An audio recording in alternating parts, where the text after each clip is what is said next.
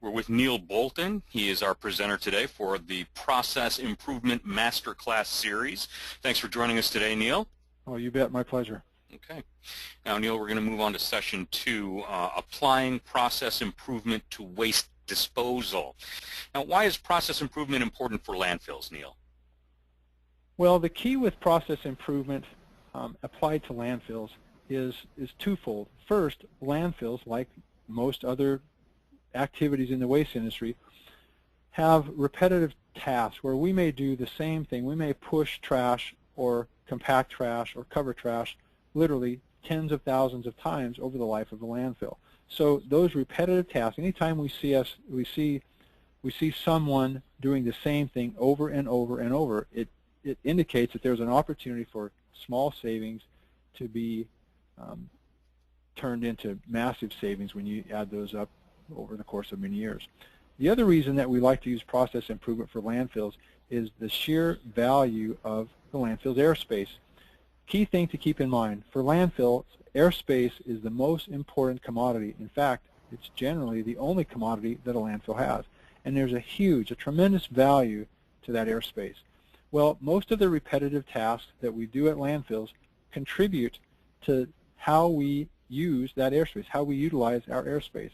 And so the more efficient we can become, not only do we save money and we may be able to reduce equipment wear and labor costs, but we also are increasing the useful life of that landfill. So for landfills, process improvement is very important because it saves money and helps reduce the drain on resources, but it also extends landfill life. Now, with that in mind, Neil, in your opinion, which landfill operation produces the highest cost for waste management facilities? Well, in terms of which part of the landfill operation produces the highest cost, it's definitely the cover operation. Federal and state rules require that waste be covered with soil at the end of every operating day, and most landfills are under those regulations. There are a few variances out there. It's that cover material, it's the placement of that represents the greatest potential savings in cost and potential airspace for landfills. What do you suppose an attendee will take away from this Process Improvement Masterclass series? Well, the key thing that they're going to get is a new perspective. We all do our job the same way that we learned to do it whenever we started, and we spend more time thinking about other things than what the real job is. What are we actually doing? What are those repetitive tasks we do every day? And so when someone goes through this class, they're going to get a feel for how their job can be most efficiently done. They're going to get a new perspective in terms of how they utilize equipment or labor or any process, any materials. The main takeaway is just a new perspective on how to look at their processes.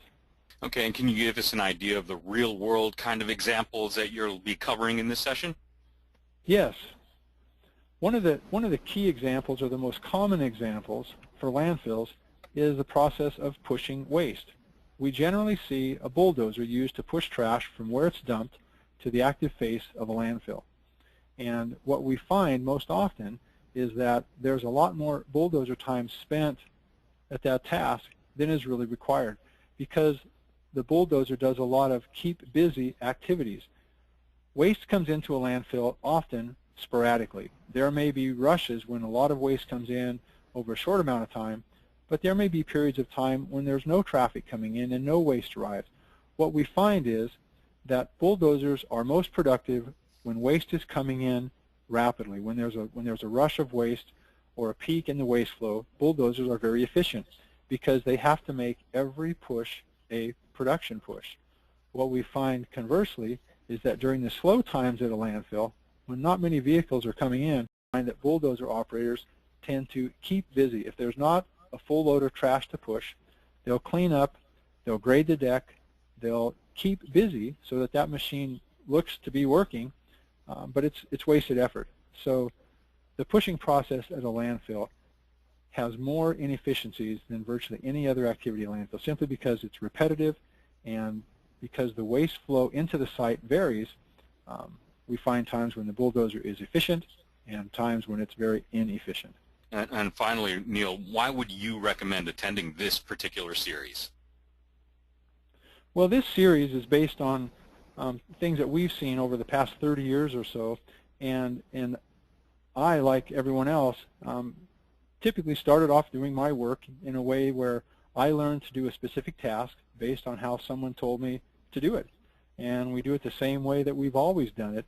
So this particular series is going to help us reevaluate a lot of different aspects, and our focus will be on the waste industry.